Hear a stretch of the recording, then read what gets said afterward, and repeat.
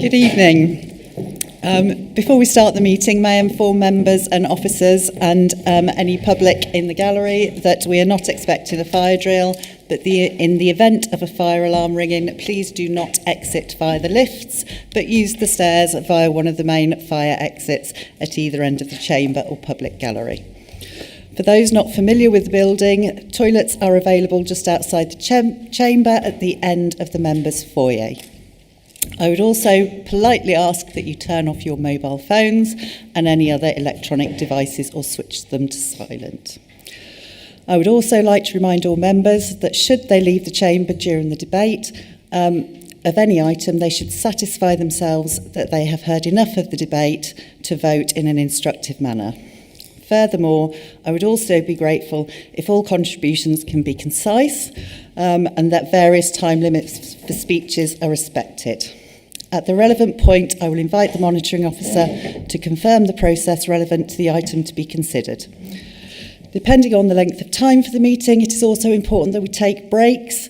We'll ask that councillors return to the meeting at the allotted time in order that we can promptly recommence the meeting. Finally, I have been notified by the monitoring officer of the request to withdraw item number 8, Northamptonshire Youth Justice Plan, from consideration due to the 2025-26 report not yet having completed the necessary governance approvals prior to being submitted to the council. In accordance with meeting procedure rule 19.31I, when we reach item number 8, I will move that the council proceed to the next business item. We will bring that item back to a future meeting of the council. Thank you.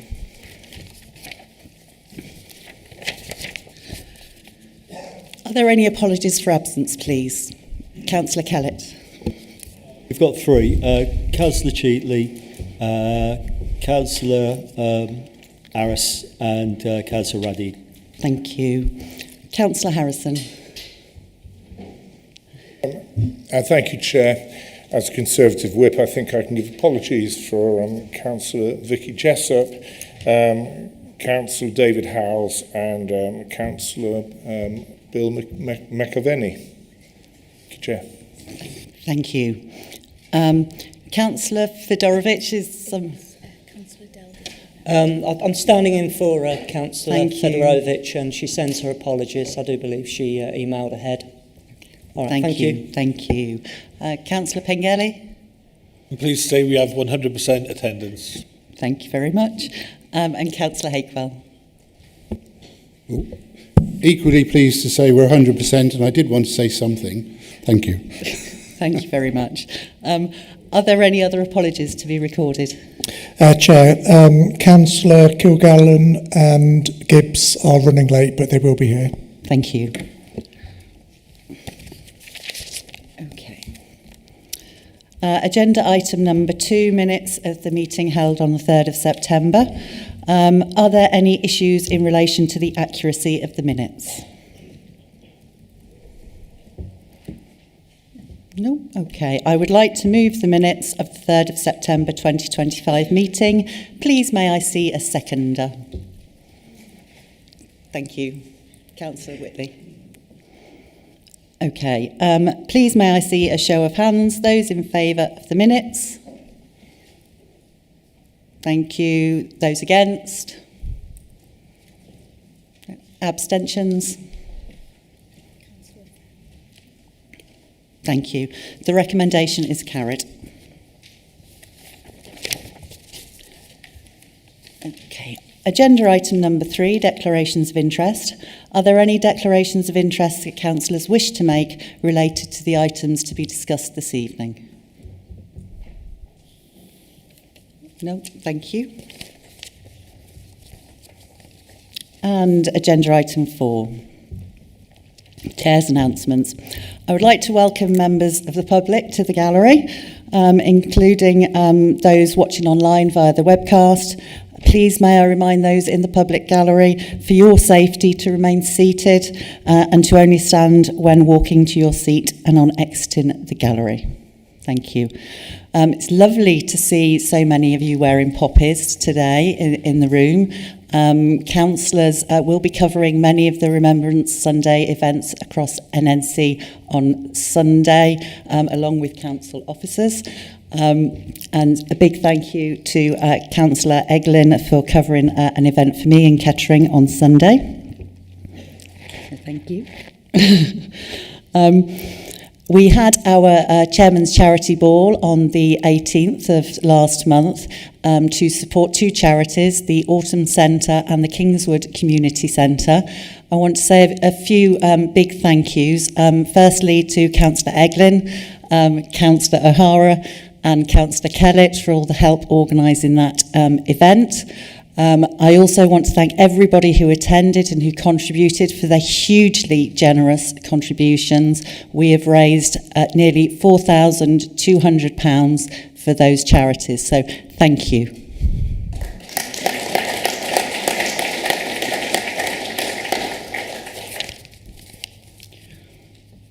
Agenda item 5 is leaders' announcements. May I see the leader of the council to make any announcements, please? Thank you.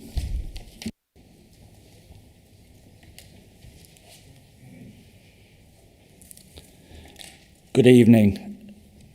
Firstly, I would like to welcome Councillor Lee Duffy to the council, who is representing Lloyds and Corby Village Ward.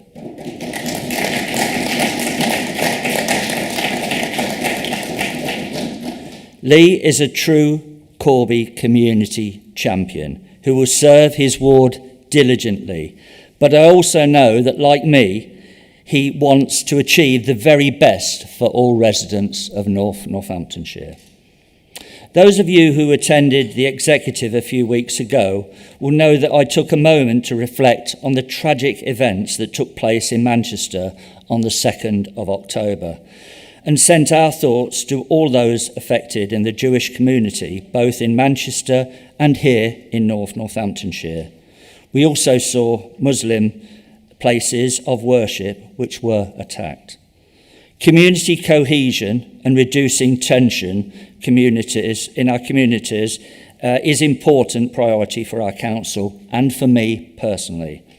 I've built up long-standing relationships with many of our communities over many years, and I speak to them regularly.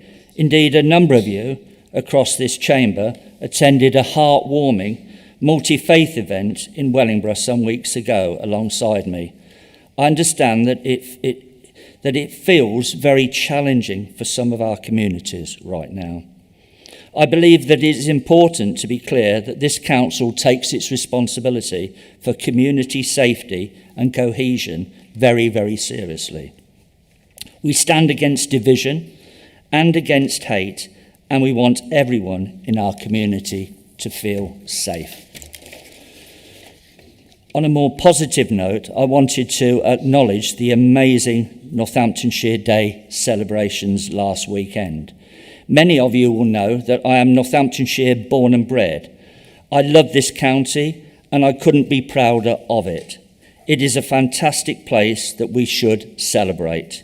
We want to make sure that the people visit Northamptonshire and enjoy the huge variety of activities and pursuits that are on offer. It is important that we are proud of our place, but tourism is also vital as it brings in approximately £1 billion into this area. Northamptonshire Day was organised by both us and West Northamptonshire Council alongside Discover Northamptonshire and a wide range of local partners and sponsors. The event will, I am sure, be the first of many, and I'm very keen that we host Northamptonshire Day in 2026 in the north of the county, coinciding with the reopening of the Alfred East Art Gallery and Library in Kettering's Cultural Quarter, so watch this space. I may not leave it long to visit the Chester House Llamas that were at the event though, as we became firm friends. The photos will, I'm sure, continue to be shared by my deputy leader, who found it all quite amusing. I'm really excited that next week the executive will consider the draft corporate plan ahead of its passage to full council in December. and its formal adoption. People said that we didn't have a manifesto on day one. However, we said that the right thing to do was to listen to our residents, businesses and partners and build our priorities together. That is what we have done. We have listened through the Council's first ever resident satisfaction survey. We have engaged with our staff. We have sought contributions from all of you in this chamber, and we have spoken to our partners. We listened to our Corporate Scrutiny Committee and heard their comments and suggestions. Myself and 3 fellow members of the executive who attended last week were thrilled to see that our scrutiny arrangements added value to the future policy making. And I thank the Chair, Councillor Jim Hakewell, for his contribution in that regard, and indeed since I became leader on the 22nd of May. And we haven't just listened, we have heard. And we've developed priorities that matter to our communities, because we are doing this for them. That is why around 90% of respondents either agreed or strongly agreed with the priorities set out in the plan. Our job will remain to make sure that we now deliver for them.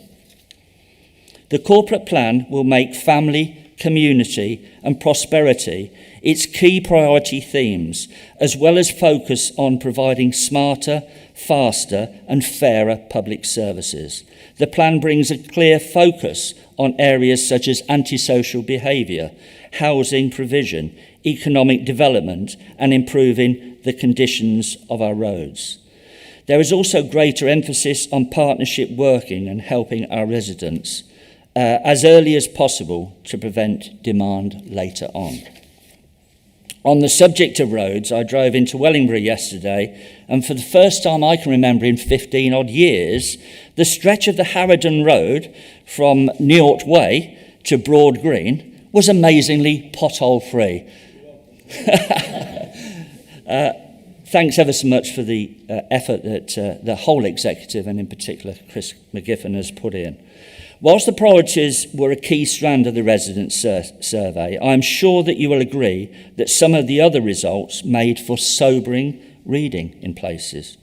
We all know that there is a complex history regarding public services in Northamptonshire, but I am sure members across this whole chamber will agree with me when I say that we want, need and must do better for our residents. I believe that with the current members in this chamber and our excellent staff, we have the very best shot that we have ever had here of making this an exemplary council that provides exemplary services. On this note, I'm delighted to announce that we have appointed a new Director of Transformation and Strategy, and I want to thank those members who were involved in this recruitment and our search for a unicorn, which we absolutely achieved. I want to thank our recruitment partner, Penna, who made me so proud when they posted the visible leadership, kindness and friendliness of all members and officers at Northamptonshire Council is amazing, and that a unicorn magic appears to be happening in Northamptonshire's Council. This role attracted a record number of applicants for a senior post, with the quality being extremely high. But that doesn't surprise me, though. Our staff retention rates have reduced yet again recently, and I heard that we have had to close some roles early because of the amount and calibre of applicants that we are attracting. Whilst I've been sworn to secrecy on the name of the successful candidate for now, I can't wait for them to get started and help us towards being that exemplar council that I know we will be.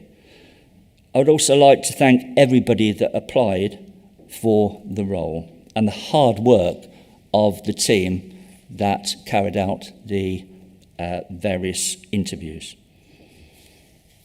On a final note, I would like to thank those of you who took part in the discussions with the LGA peer review as part of their follow-up work with the Corporate Peer Challenge. It was an intense day, and the peer review team did a lot of work to understand how this council has embraced the recommendations of their initial visit just over a year ago. We're awaiting their report, but I can give you a few small spoilers, which is that they said that the progress made is truly impressive over multiple fronts, and the new administration has formed well as a group and have clearly developed deep and trusted relationships with our senior staff and officers. We are extremely happy with this positive feedback, and I think they reflected back to us a lot that this council can be very, very proud of. As soon as I receive the report, I will share it with you. Thank you, Madam Chairman, for your time. Thank you.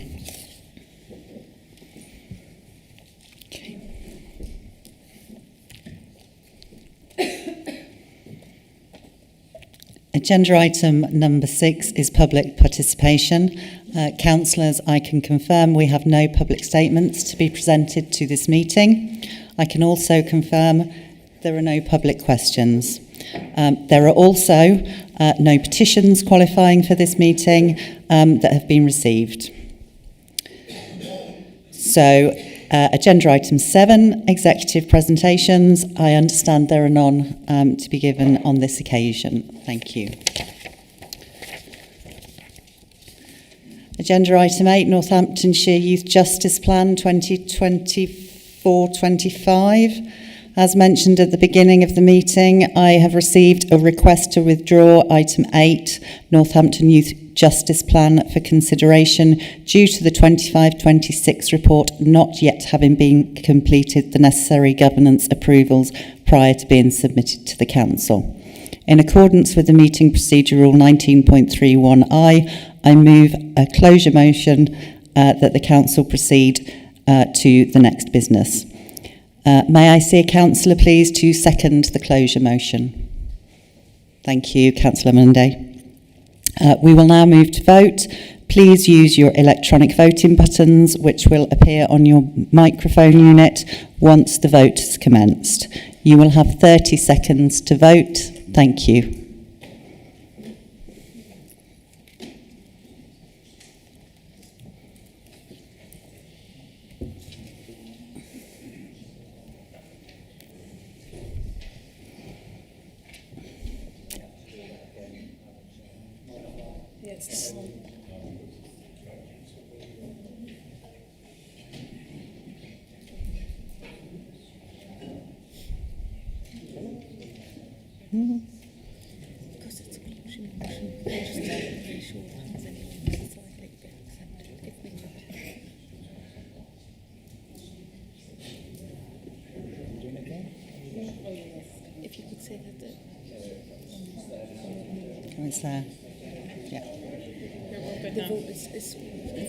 The vote is now open. You have 30 seconds to vote. Okay.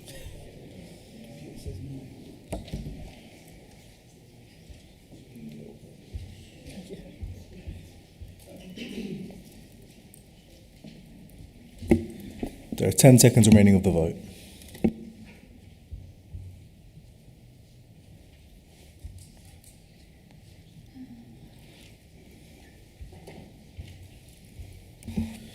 The vote has now ended. The results are as follows. 53 in favour, 5 abstentions, 0 against. Thank you. The recommendation is carried.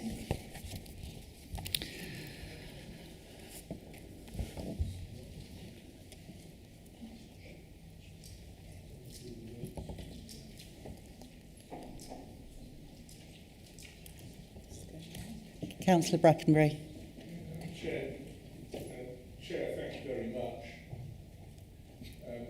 Normally the votes that are cast on this or that are displayed upon the screen, and that doesn't appear to be the case, or maybe it's coming now. So apologies, Chair, if they are. Oh, thank you. Thank you, Councillor Brackenbury. As you say, we've had a few technical issues there. Okay, thank you. Agenda item 9, political balance on the council committees. May I please see Councillor Martin Griffiths to move the recommendation on this report? Thank you, Chair. This report will be familiar to you all following recent considerations of political balance, most recently at full council on the 3rd of September 2025. The council must allocate seats on committees and subcommittees as set out in accordance with the provisions of the Local Government Housing Act 1989. This report sets out the revised political balance for council committees following the resignation of Councillor Scott Brown from the Conservative group and the election of Councillor Lee Duffy to the Lloyds and Corby Village Ward for Reform UK. I move the recommendations at section 3.1 of the report, which asks the Council to approve the revised allocation of seats for the committees to the recognised political groups.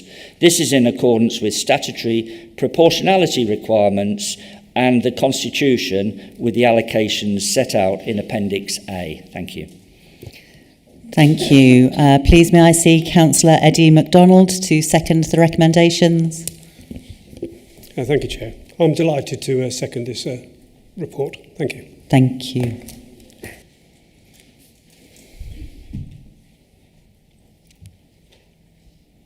No. Okay. Nobody looks like they would like to speak. So I'll now invite the mover of the motion to close the debate. Nothing further to add, Chair. Thank you. We will now move to a vote. Please use your electronic voting buttons, which will appear, hopefully, on your microphone unit once the vote has commenced. You will have 30 seconds to vote. Thank you. The vote has commenced.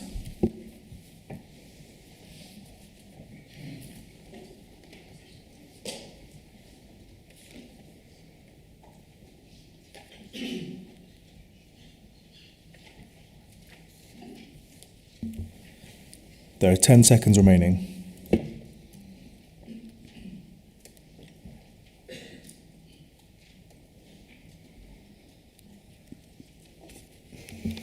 The vote has now ended. The results are as follows. 57 in favour, 1 abstention, 0 against. Thank you. The recommendation is carried.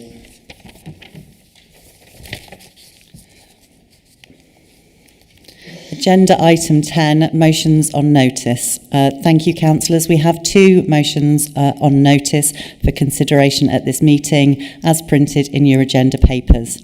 Please note that I expect all contributions to be concise, and please respect the time limits that apply. I will hand over to the monitoring officer now, who will set out the procedure. Thank you. Thank you, Chair. Councillors, a mover of a motion has a maximum of 5 minutes to speak. All of the contributions are a maximum of 3 minutes and may only speak once on an item. The Chair will call each councillor in order of the request to speak. Should any amendments be put to a motion before us this evening, it must be relevant to the motion and shall either leave out words and add others, or to insert and or add words. Any such amendments must not have the effect of negating the motion before council. Finally, the Chair, following consultation with myself as monitoring officer, is authorised to reject any amendment that appears to her or myself to be irrelevant, defamatory, frivolous, offensive, vexatious, unlawful or otherwise improper. Thank you, Chair. Thank you. Motion 1. May I please see Councillor Helen Harrison to move the motion? Thank you, Madam Chairman. It gives me great pleasure to propose this cross-party motion opposing the introduction of the Labour government's proposed digital ID scheme. There are many good reasons to oppose digital ID. Lack of trust in the government's ability to set up and run a huge centralised database. Fear of that data being stolen through hacking or your phone being stolen. The huge cost of setting up and running the scheme, estimated at £1 billion to set it up and £100 million annual running cost. Or the issues of exclusion of those without access to or proficiency with digital technology. However, I want to focus on the risk to our privacy and civil liberties. The government has said that the reason they want to introduce digital ID is to crack down on illegal migration by making digital ID mandatory to prove your right to work. The problem with that is that you already have to prove your right to work using ID such as a passport, driving licence or utility bill. Those employers who check their potential employees' right to work will continue to do so, and those that don't will likely not. So let's be honest, it's not going to have any impact on illegal migration. So why else might a Labour government want to introduce this scheme? Well, they've already acknowledged that they envision it being used to access services such as driving licences, childcare, welfare and tax records. How long before that becomes mandatory to show your digital ID before accessing those services?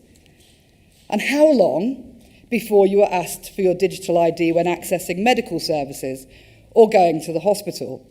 They will say it is to prevent those who are not entitled to care free at the point of use from accessing it. I predict that over time, the government of the day will gradually increase the scope of ID cards. Each time, it'll sound reasonable. Show your ID when attending a large sporting event or concert. Why? To help prevent terrorist attacks. Show your ID when requesting social care support to make it quicker to identify you and assess your case. Show your ID to apply for a bank account. Show your ID to apply for your child's school. All very benign, all making sense, but bit by bit, encroaching on every aspect of your life. And by the way, very much involving council-delivered services. Think of how much data the government will be gathering about our daily lives, where we work, how much we use healthcare, where we go, who we go there with, how tempting it'll be to use that data. Think about it. You're over 75, in poor health, been hospitalised 3 times this year, have a care package with carers going into your home 4 times a day. You go on Facebook to see what your children and grandchildren are up to, and you start seeing family testimonials about assisted dying, articles about the burgeoning cost of elderly care. That might sound extreme, but consider the economic challenges the country faces and the tone of the current debate in Parliament. I believe that digital ID will, over time, fundamentally alter the relationship between the citizen and the state, and between our residents and this council. It will undermine our privacy and civil liberties, and we should strenuously oppose it. I ask that you support this motion to request that the leader write to the Prime Minister expressing our opposition to digital ID and asking him to think again.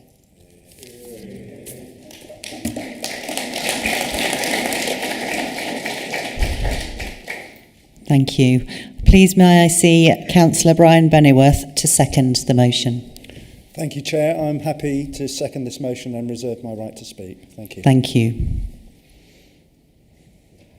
Councillor Mundy. Thank you, Madam Chairman. I rise to support, in the strongest possible terms, the excellent motion proposed by Councillor Harrison and seconded by Councillor Bennyworth, opposing Tony Blair's digital ID scheme. This government claims it's about preventing illegal working. As someone who works in the HR profession, I can tell you plainly it won't. Every employer in Britain is already legally required to verify a person's right to work. We already have digital verification systems through the Home Office. Those employers who choose to break the law, those who hire illegal workers, will simply continue to ignore any new system, just as they ignore the current one. Let's be honest, if you're prepared to employ people unlawfully, you're not going to record their details on the government portal, are you? So this digital ID won't stop illegal working. It will simply pile more bureaucracy onto the honest businesses already doing things properly. And let's not pretend this is some revolutionary breakthrough. We carry a digital ID in our pockets already. It's called a passport and it's got a biometrics chip in it. So from a HR perspective, this is redundant. It's ineffective and risks creating new barriers for those without smartphones or digital access. It will exclude the digitally poor, not empower them. But the real danger, Madam Chairman, is what lies beneath. The creeping authoritarianism that comes with it. It's the slow normalisation of being checked, logged and approved. It's expecting permission before participation, and it places conditions on our freedom.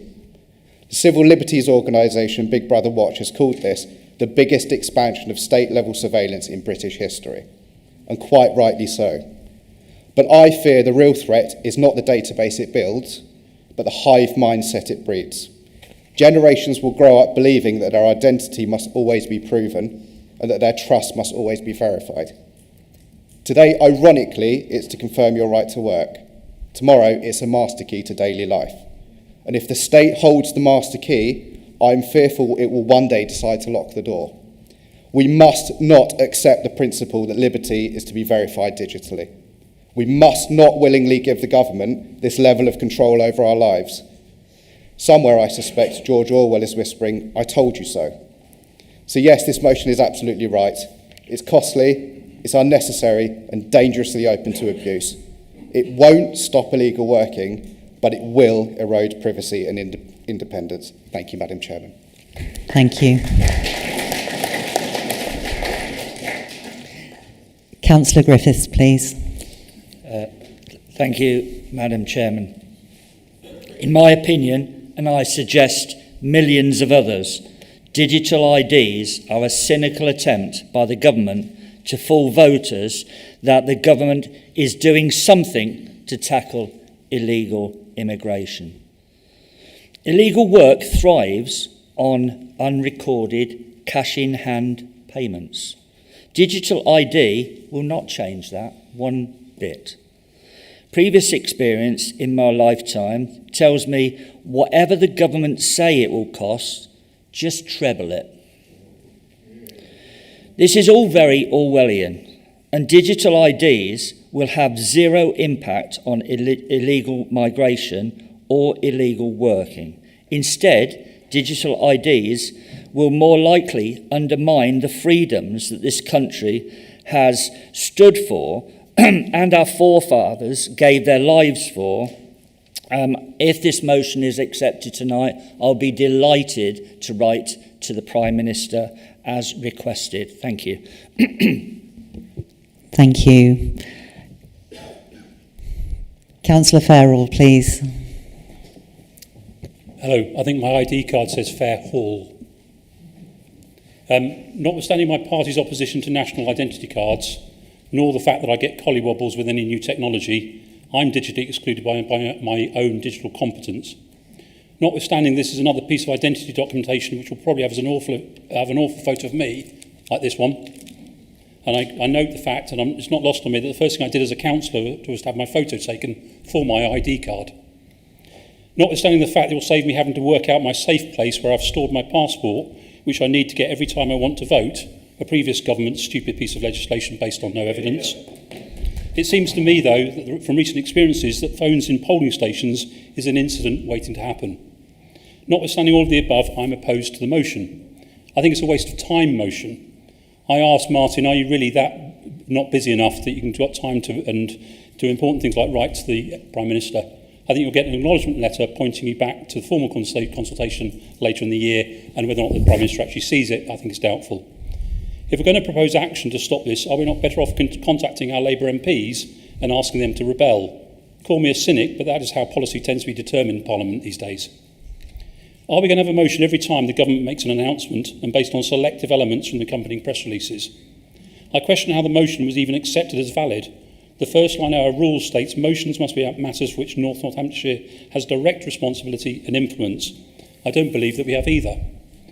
Councillor Harrison seeks to qualify it by predicting that in future Northamptonshire Council will be forced by government to demand a resident's digital ID before doing anything to help them. Have you looked at the amount of ID which we asked for our service provision? All quite reasonable, but actually it potentially represents a good argument for the cards. There's a joke in there somewhere about listing residences for the last few years, if I was clever enough to make it. And then we have a little bit of social media clickbait. Northamptonshire Council accuses Labour of authoritarianism to help us get noticed online or perhaps in selected newspapers. I oppose the motion, although I do oppose digital ID cards and think there'll be a complete waste of money if Labour proceed with the plan.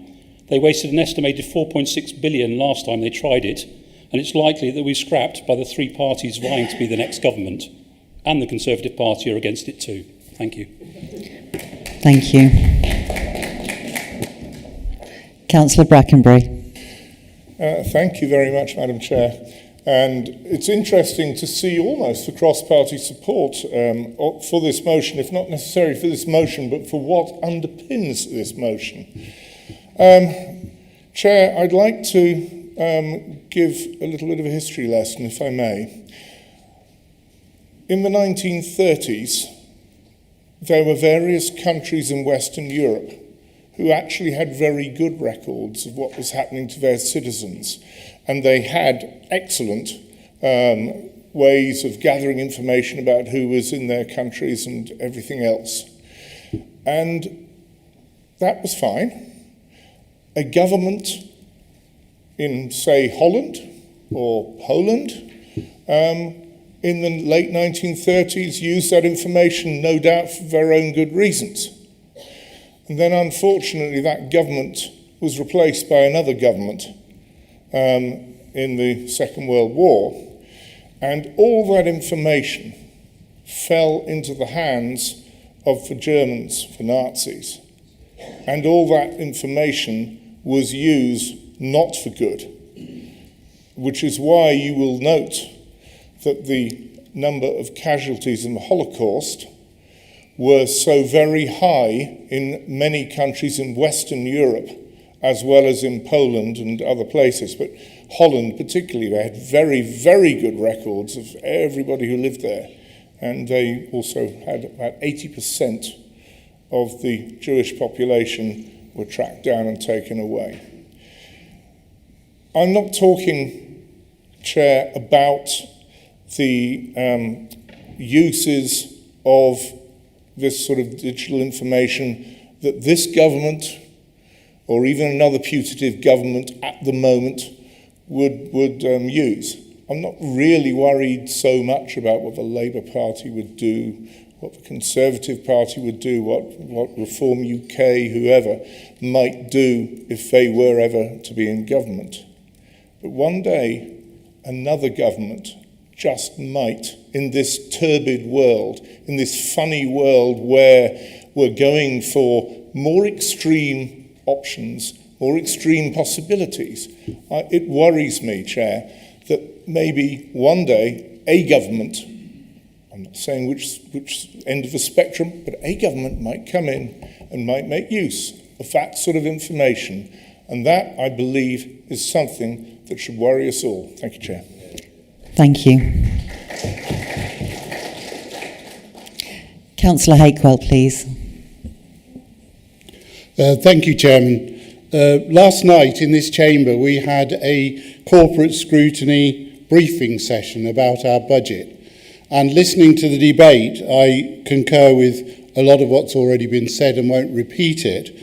But if the government has £1 billion and 100 million a year free in their pocket to do something with, then perhaps they could look at local government and the difficulties we have in terms of funding, special educational needs, childcare, adult social care, home to school travel in that sense.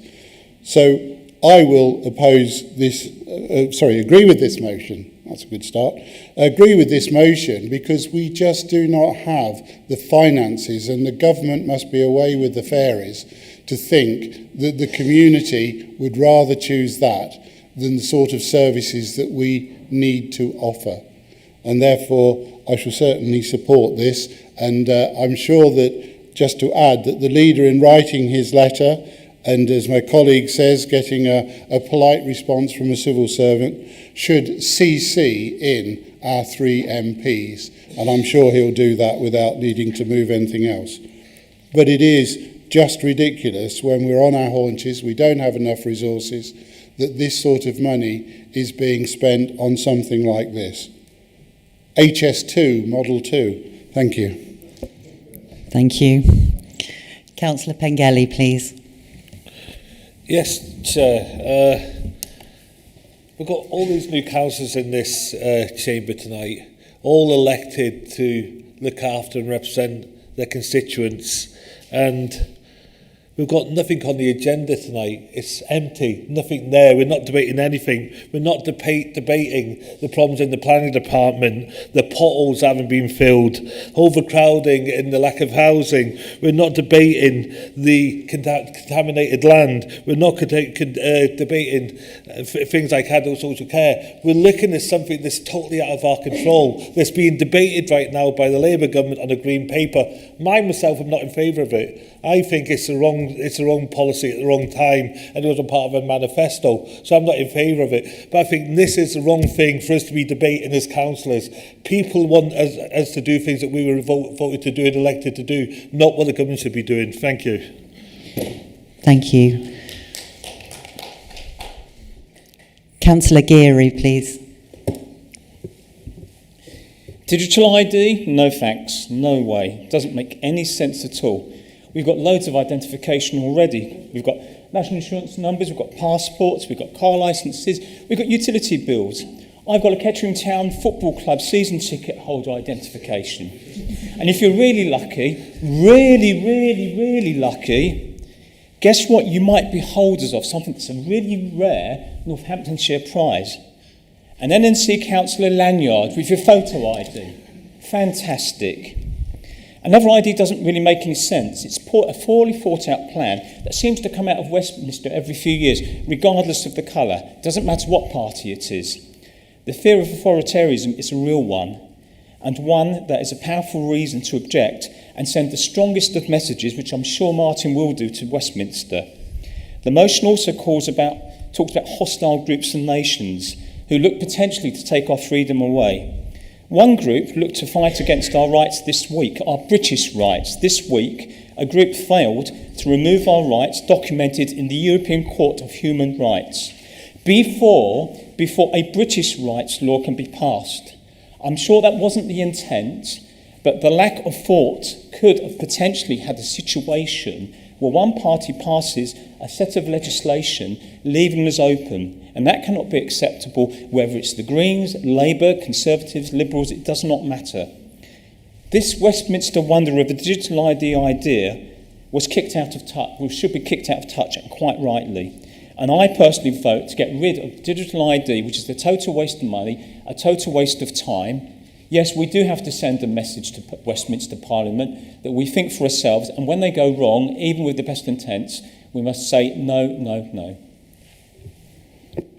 Thank you. I have no other councillors registered to speak, so I will return to the seconder, Councillor Bennyworth. Thank you, Chair. Firstly, I'd like to thank Councillor Harrison for reaching out to me on this very important topic. I believe that this shows that to the residents of Northamptonshire that cross-party working in our mutual interest is the best way of conducting business of this council. Chair, I want to speak in strong support of this motion, opposing the introduction of Labour's National Digital ID scheme. Let me begin by saying that while the government claims the digital ID scheme is about preventing illegal working, we must be clear. It is already a requirement to produce ID to prove the right to work in this country. Digital ID does not change that. What in no doubt it will change, however, is the way our residents, particularly the most vulnerable, access essential services. The government's own website outlines that digital ID will be used not just for employment checks, but accessing driving licences, childcare, welfare and even tax records. This raises serious concerns.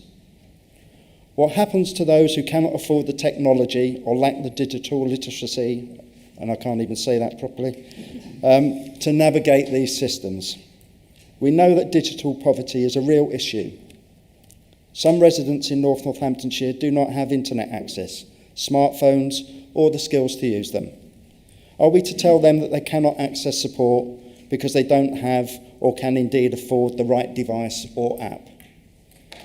This scheme risks excluding the very people who rely most on council services: older residents, those with disabilities, low-income families, and people experiencing homelessness. It creates a digital barrier where there should be none. And let us not forget, this was not in the Labour government's manifesto. There is no public mandate for this sweeping change. Residents did not vote for a scheme that could fundamentally alter how they interact with public services. Rolling out a programme of this scale with such profound implications without democratic consent is deeply troubling. Indeed, nearly 3 million people have signed a petition against it. This proposed digital ID scheme will no doubt be expensive, vulnerable to cyber attacks, and in my opinion represents a step towards authoritarianism and state surveillance. It risks turning councils into gatekeepers of a national ID system, rather than providers of services, support and care. For all these reasons, digital exclusion, threats to vulnerable residents, lack of democratic legitimacy, and the erosion of trust in public services, I urge all in this chamber to support this motion. Let us stand together and send a clear message to the government and ask the leader of this council to write to the Prime Minister and call for this ill-thought-out and authoritarian scheme to be abandoned. Thank you. Thank you. I will now invite the mover of the motion, Councillor Helen Harrison, to close the debate. Thank you. Thank you, Chair. Well, thank you so much for those amazing speeches. I think we've heard a lot of passion in the room tonight, and obviously most of those speeches agree that we oppose digital ID, even if some of the speakers felt they couldn't support the motion.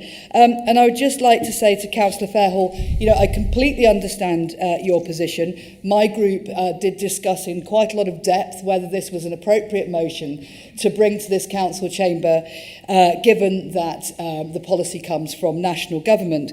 But I think it is absolutely clear that whatever happens with digital ID, it will very much affect our day-to-day lives and the services we provide here in the chamber here in North Northamptonshire. And that is why we agreed as a group that this was definitely something that should be debated in this chamber.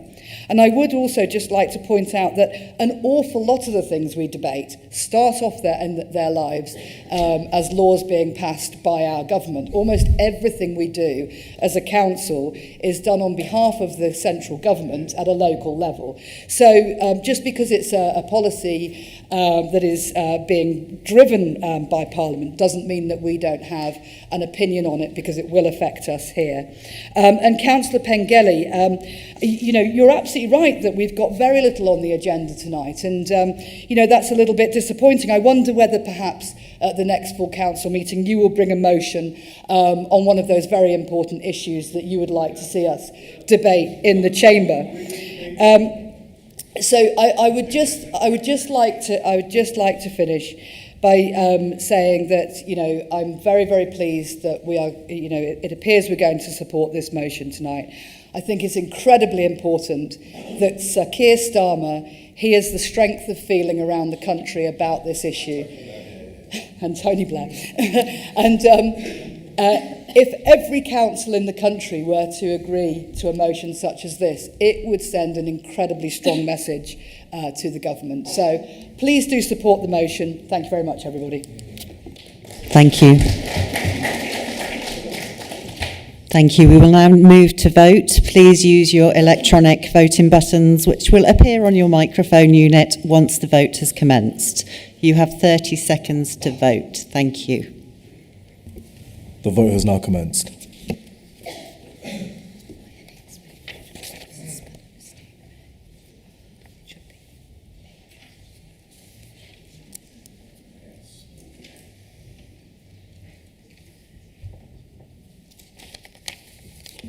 There are 10 seconds remaining.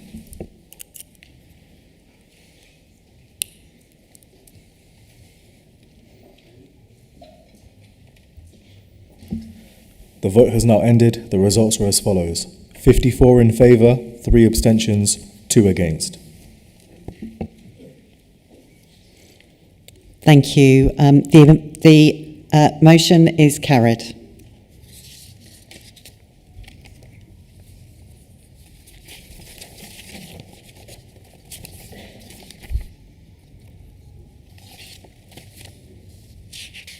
Okay, motion number 2.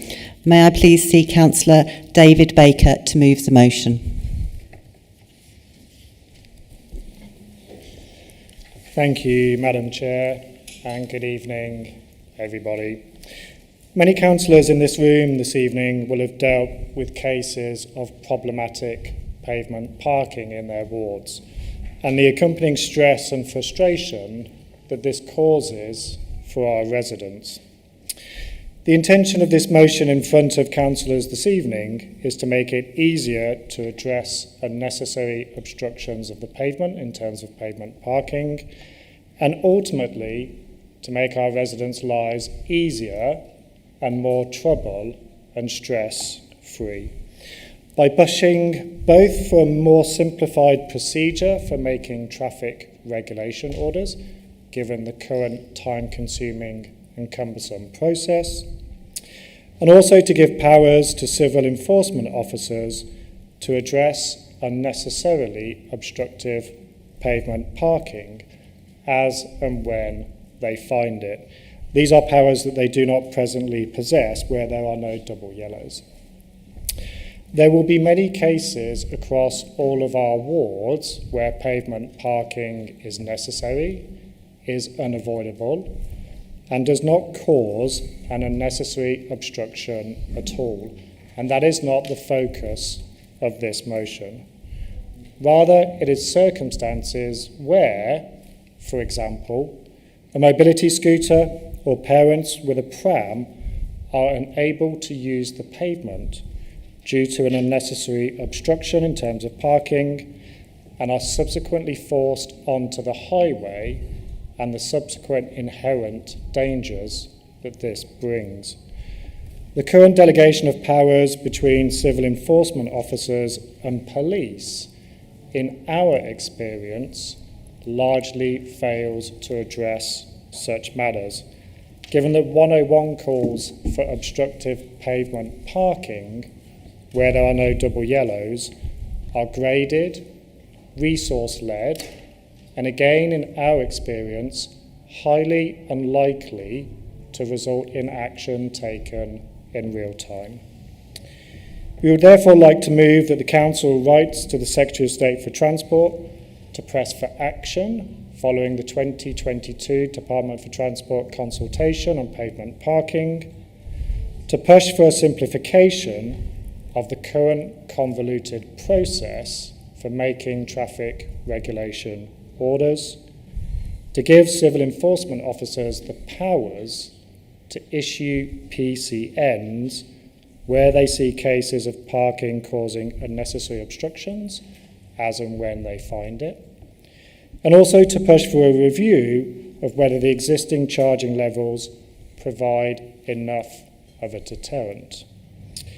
Of course, any new powers in this regard should be accompanied by the appropriate resources, and given that it is also the intention of this motion to provide clarity for our residents, there would be a need to provide a clear definition of what constitutes an unnecessary obstruction of the pavement.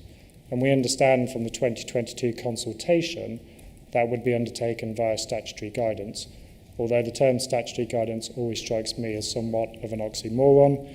Be that as it may, we understand that that could also be complemented in due course by the Council's own guidance, perhaps coupled with any necessary exemptions, for example, for emergency vehicles and residents with disabilities. It is on this basis, Madam Chair, that we present the motion to Council for consideration this evening. Thank you. May I see Councillor Kelly Doddridge to second the motion, please? Sorry, can I reserve my right to speak? Yes, of course. Thank you. I understand that Councillor Chris McGiffin wishes to move an amendment to the motion, a copy of which should be on screen behind me and has been circulated prior to the meeting. Councillor McGiffin. Thank you, Chair, and thank you all. Thank you, Councillor Baker, for the original motion. Can I say, first of all, in essence, we fundamentally agree with the principles of the motion. We believe, however, that it could be substantially abridged. Nonetheless, we are in an environment where demographics have dictated that stay-at-home offspring and are more likely to be there longer because of the change in the ability to purchase property, and therefore are multiplying the number of vehicles per household, leading to the sort of parking challenges that we have just now. I've lost my notes. That's clever, isn't it? Oops, it is it. Propose the amendment for one principal reason, and it's this. There is a bill to ban parking on pavements currently before government. The bill is intended to reflect, for the rest of England and Wales, the decision made in 1974 to ban pavement parking in London. This 1974 decision has been revisited a number of times since, including a 6-month reconsultation in 2020, all leading to no action. The bill currently before Parliament seeks to resurrect this rollout. It was introduced on the 29th of January this year. It was due a second reading firstly in July, which was postponed, then in October, which was postponed, and has now been pushed back to December the 5th, a day when Parliament is not actually sitting. For these reasons, I have little confidence that this will be progressed anytime soon. And therefore, the act of writing to the Secretary of State, as well intended as it is unlikely to progress this issue much further. Therefore, this amended motion seeks to eke out more from officers, those areas where we might have power, and help us identify practical solutions and options to help reduce unsafe pavement parking. Thank you. Thank you. May I see Councillor Julie Lumsden to second the amended motion? I'm happy to second the amended motion, and I reserve to speak at the end of the debate. Thank you. Thank you.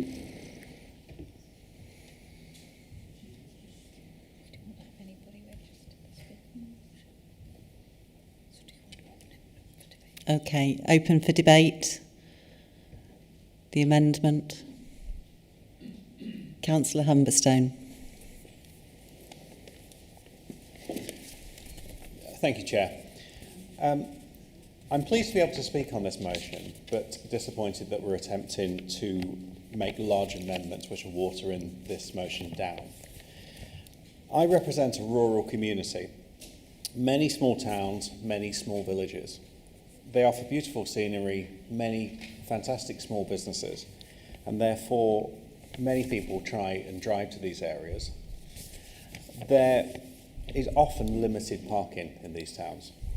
As this motion states, the urban areas across Northamptonshire were not designed for high level of vehicles, which I wholeheartedly agree with.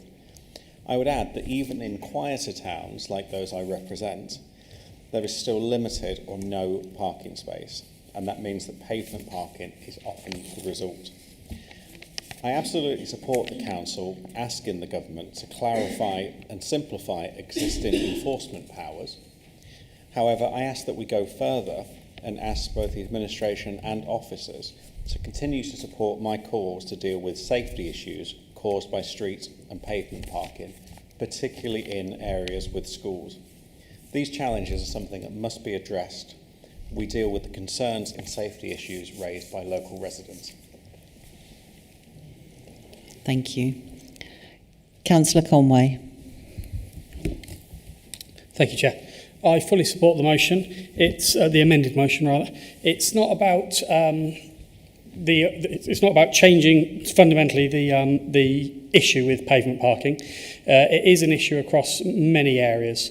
There are also multiple other issues with parking that are making pavements and the highways unsafe for road users and pedestrians alike. Where with pavement parking particularly, it's making it unsafe for people with disabilities, both in wheelchair, the elderly, vulnerable and children alike. So parking on pavements is a blight that does need to be dealt with. It cannot be dealt with by our enforcement officers at the moment unless there are lines or signs to deal with it. So it's a police matter.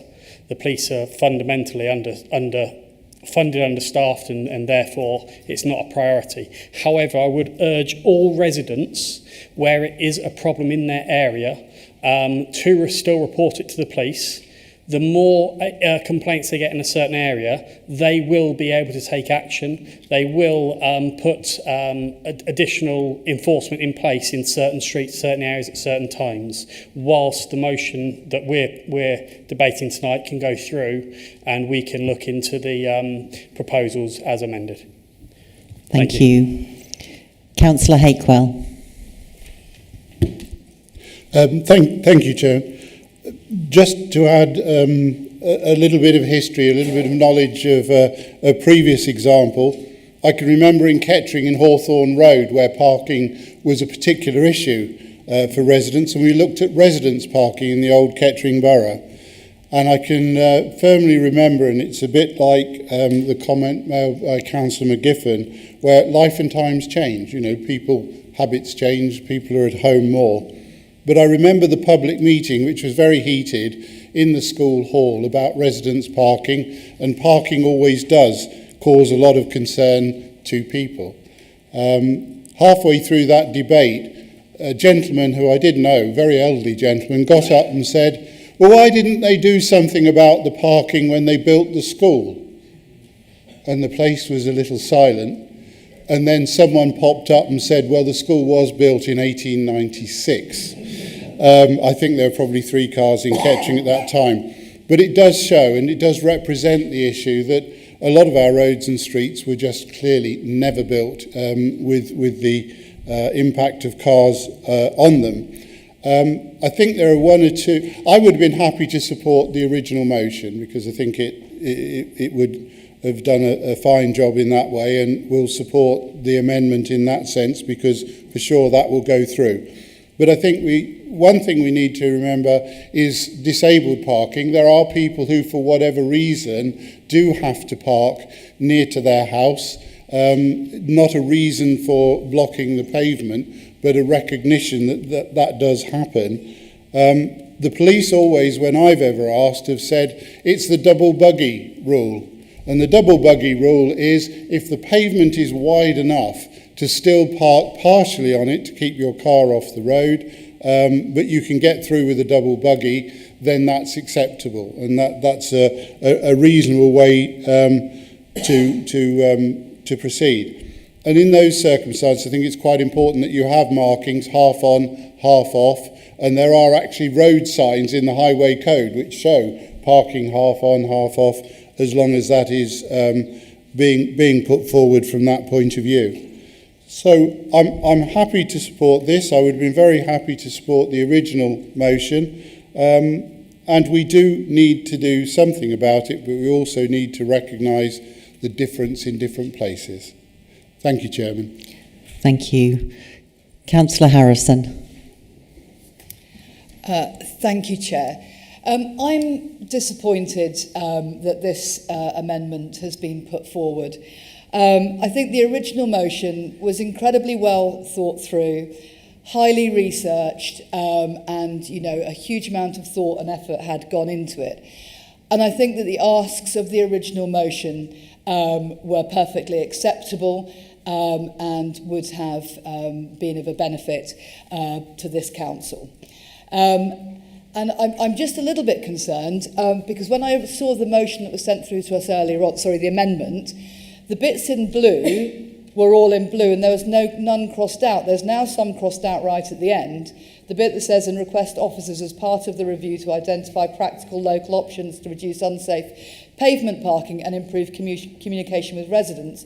I don't know whether that's supposed to be crossed out or not, because now the recommendation only says call on the government to clarify and simplify existing enforcement powers, ensure a fair balance between local authorities and police, which is a very vague thing to ask. I don't know who you're asking and how you're calling, and note the ongoing service review undertaken by officers. So it feels to me like if that last bit is genuinely now being crossed out, I don't really think this motion now does anything. So I was going to say, no worries, I'll support the amendment, but actually I'm not going to, because I think it's completely neutered the original motion. So I'm going to vote against the amendment. The crossing out at the end has just been confirmed as an error on screen. So that is an error, the crossing out of that text at the end.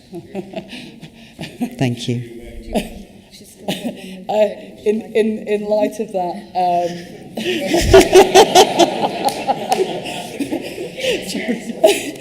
all that passion that just went into what I said, I'm going to think about it now. But I do still think it's a shame that it was amended. I think that the amendment's probably going to go through.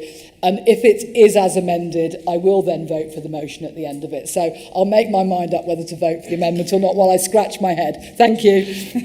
Thank you. Councillor Baker, please. Thank you, Madam Chair. Thank you for that explanation as well. We were sort of scratching our heads too a little bit. But thank you also to Councillor McGiffin for the proposed amendments to our substantive motion. It is certainly a much shortened and simplified motion to our own, recognising there was definitely a degree of wordiness with the text that we had submitted. Succinctness can be good, and especially as it retains a clear and identifiable focus. We would say the amended motion is positive in that it retains the general principles of the substantive motion in terms of writing to the government and the need to seek clarification over existing enforcement powers. I must admit, though, we're a little bit befuddled by the explanation for the amendments themselves. We've made it very clear, and including in my introduction, we're not seeking a ban on pavement parking, and the substantive motion doesn't suggest that we should be pushing for a ban on pavement parking. We also said in our introduction there will be many cases where pavement parking across our wards is necessary, unavoidable, and does not cause an unnecessary obstruction at all.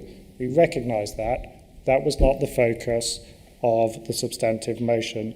So we are struggling a little bit with the explanation of the amendments. In addition, the amendment wording doesn't actually stipulate exactly how any clarification should be sought or how the existing powers should be simplified. There is nothing in the amended wording at all that indicates exactly what we'd be asking the government to do in terms of providing simplification and clarification. What does that mean? At the moment, the amendment wording is blank in that regard, and we would question what exactly it is that we would expect the government to do upon receiving such a request. That is unclear to us at the moment with this amended wording. Our substantive motion made it very clear what we would be asking the Secretary of State for Transport to do, both in respect of traffic regulation orders in terms of the process and giving civil enforcement officers new powers. If any of that can actually be included in any letter that goes to government in the context of any motion that passes tonight, then we believe that would be beneficial. Thank you, Chair. Thank you. Councillor Fairhall, please. I wondered for a minute if I might be agreeing with Councillor Harrison. We'll find out in a minute when it comes to the vote on that one. I equally wonder which particular civil servant will send a nice, gentle reply to say thank you for your letter with respect to this motion. I support the main motion, I don't support the amendment. Councillors Baker and Duddridge kindly hosted me on a visit to their ward back in the summer, and I observed the challenges on their streets, heard about their efforts to work with the police on the matter, and a conversation they had with a local community leader to try to address a particular problem, getting stuck into local issues as local councillors. Their original motion identified some work that needs doing and sets out some specific asks of the government, proposing some changes so that this local authority can get on with solving a local problem. I support the main motion, I don't support the amendment. Thank you. Councillor McLean, please. Thank you, Chair. I support the amendment and the main motion, which seems odd. Being an avid cyclist and travelling around Kettering especially, you can see the wide differences of pavement parking depending on the types of houses that people live in. And, you know, I don't think we can really find a one-size-fits-all for PCNs and such like. I'm going to liken it to a little bit like VAR in football, where somebody's going to make a decision on somebody parking in one street and parking in another street and either given a PCN or not. So to find a one-size-fits-all is going to be very difficult, especially when you go around the regions. Again, I support the amendment, but I think Councillor Baker makes a good point. Thank you, Chair. Thank you. Councillor Brackenbury, please. Thank you, Madam Chair. I'm actually in an interesting position with the previous speaker because in a sense I agree with both the substantive motion and the amendment. But my point is, you know, and I don't want to be difficult, Chair, but when we've just wasted a speech from our group leader because there's an error on what's put on the screen, I think that's very disappointing, and I really do exhort democratic services to get this sort of stuff right.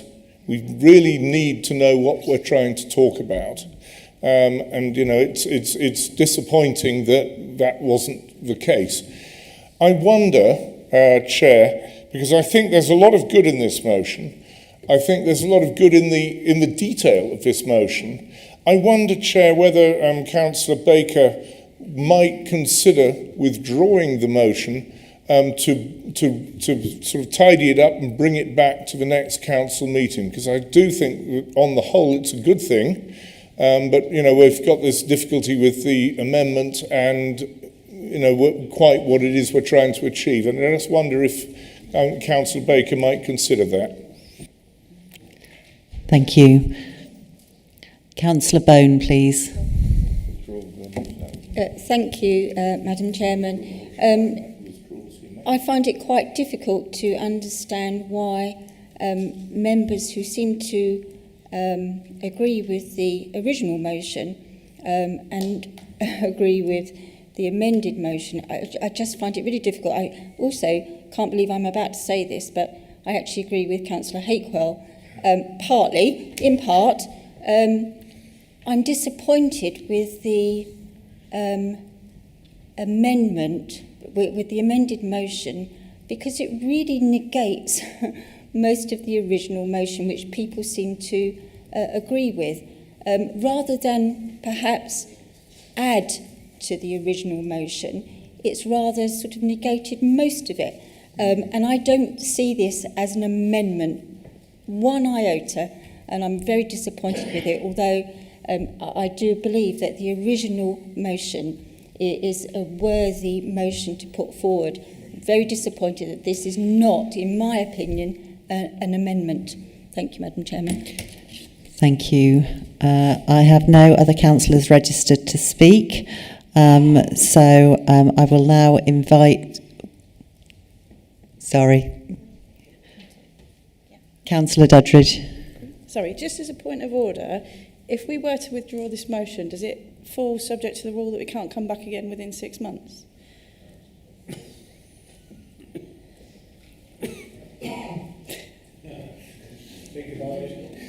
Happy to take a break over it if you want. It's not been voted upon. Yeah. Yeah, that's correct. What I was working through is we're actually currently considering an amendment to the motion, and that amendment is now being discussed. So we would need agreement from the mover and the seconder of the amendment to then allow that to fall, to then or to be withdrawn, to then allow the original motion to then be withdrawn. Does that? Do we follow could we that? then speculate, assuming the amendment's voted for, and then we can withdraw and it still would get brought back, or would it be No, then 6 so months? once the amendment has been voted on, let's say that is agreed, that becomes the substantive motion, and we wouldn't be able to bring back the original motion within the 6-month time limit. So we would need agreement from those that have moved and seconded the amendment. Now, if councillors would benefit, with the permission of the chair, for a few moments to discuss within their groups, I'm sure that could be accommodated. Thank you.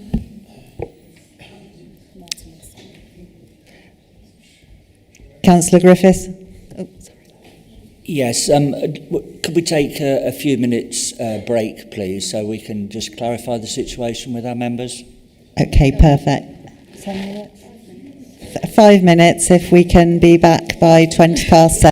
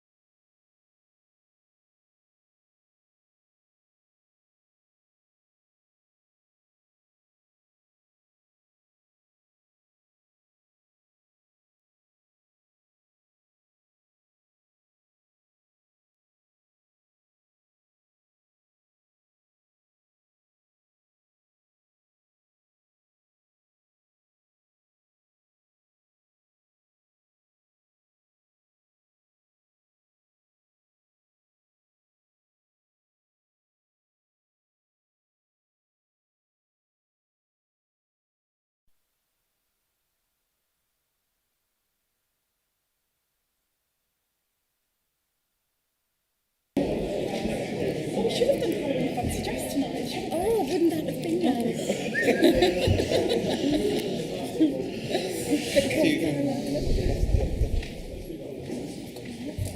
Thank you for bearing with us while we just took that 5-minute break. If I could go to Councillor McGiffin, please. Thank you, Chair. Well, that was much more lively than I anticipated. Thank you all for contributing to the debate. All things considered, we'd like to withdraw the amendment at this time. Thank you. Thank you. And could I go to Councillor Lumsden to second the withdrawal of the amendment, please? I second withdrawing the amendment. Thank you. Thank you. Next, could I go to Councillor Baker?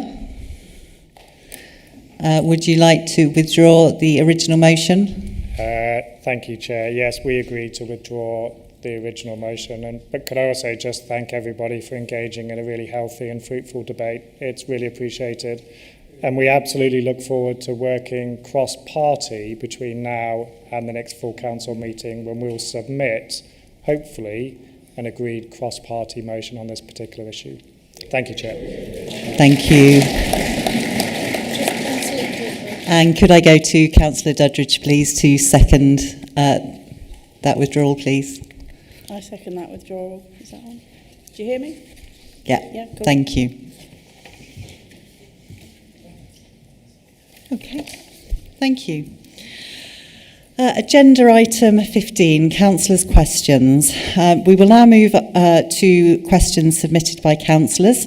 5 questions have been submitted to this meeting.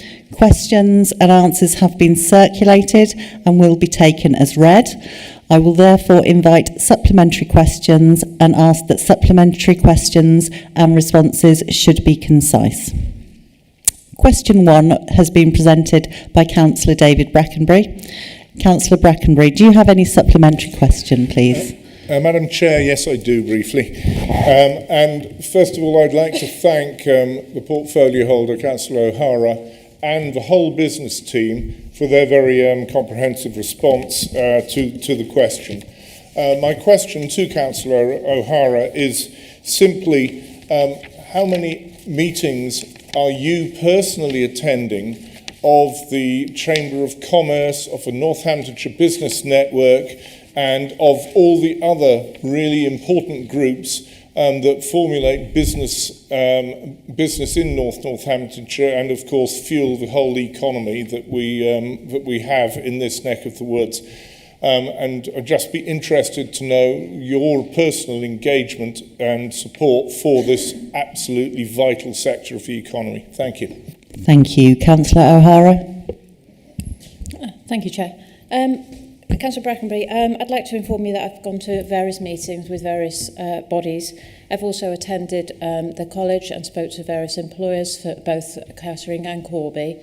I've been to various employers and seen firsthand how they are supporting our residents and producing some absolutely amazing products that are sold worldwide. I couldn't tell you the numbers, but I can inform you that I am engaging with our employers, and I'm grateful for the work that they provide and the support they give to our residents. Thank you. Thank you. Question 2 has been presented by Councillor Helen Harrison. Councillor Harrison, do you have a supplementary question? Yes, thank you, I do. Thank you, Leader, for your comprehensive response to my question about Swanspool House and other buildings, Croyland Hall and Abbey, Tithe Barn and offices in Wellingborough, and your intention to bring them back to purpose. It was my understanding that a previous report had recommended that these buildings be added to the asset disposal register, as the cost to bring them up to an acceptable standard was too great.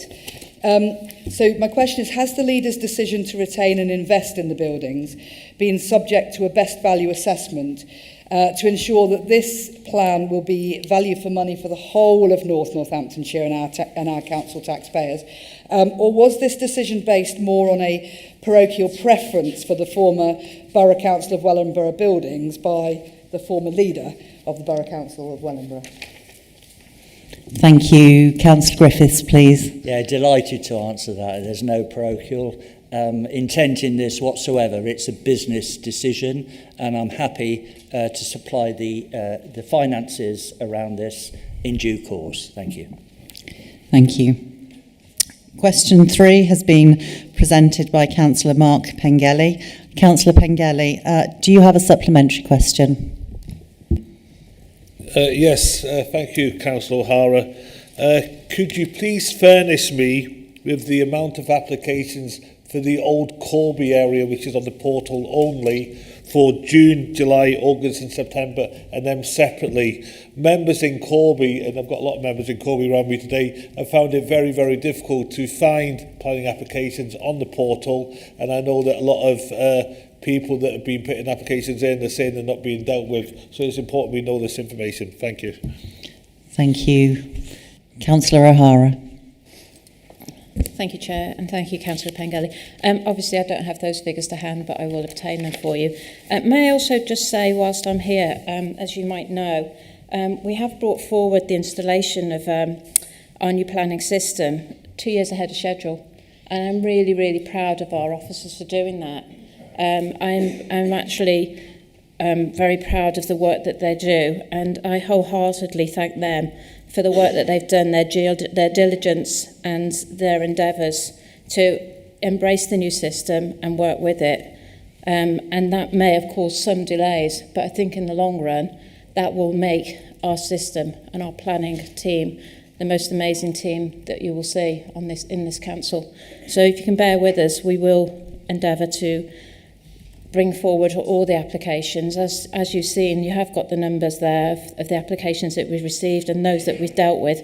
And some of those that haven't been dealt with, that haven't been logged, may just be that there's inquiries outstanding with them. So we are following due diligence and we are working with them, but I will, of course, try and get those figures for you.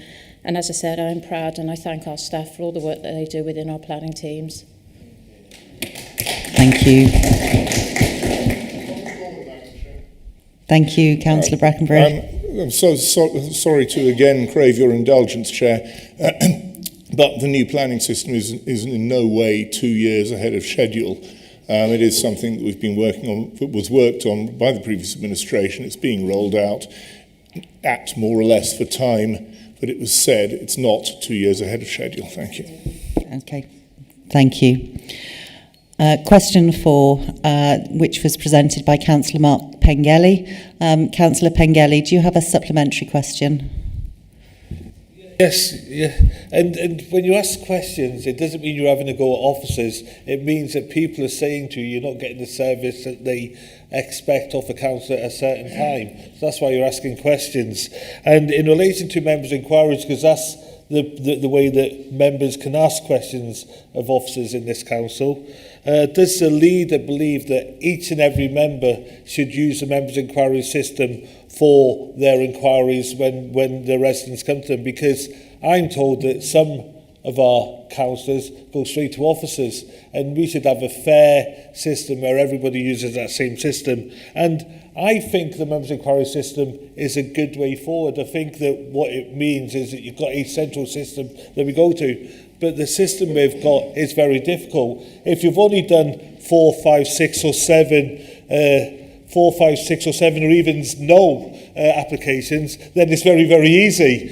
But if you've done 112, I find it very difficult to search for anything, and sometimes looking for an application when you get a response off an officer is difficult. So I'd ask the leader to look at that. I think a system that needs improved. Thank you.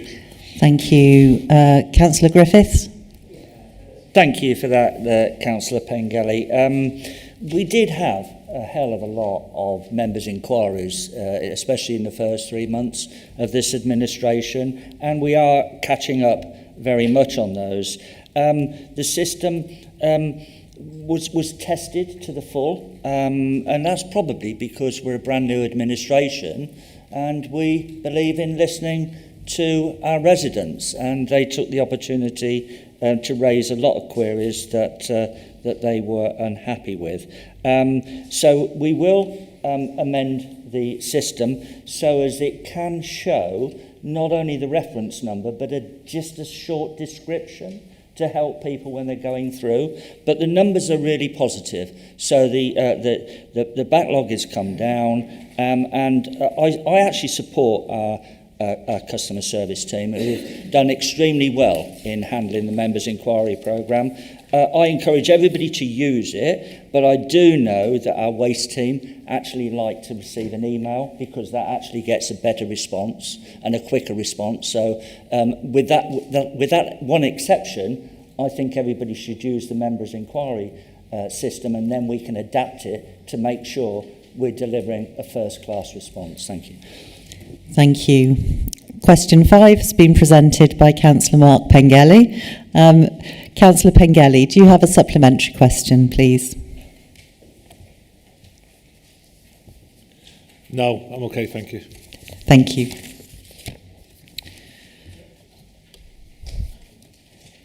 Okay.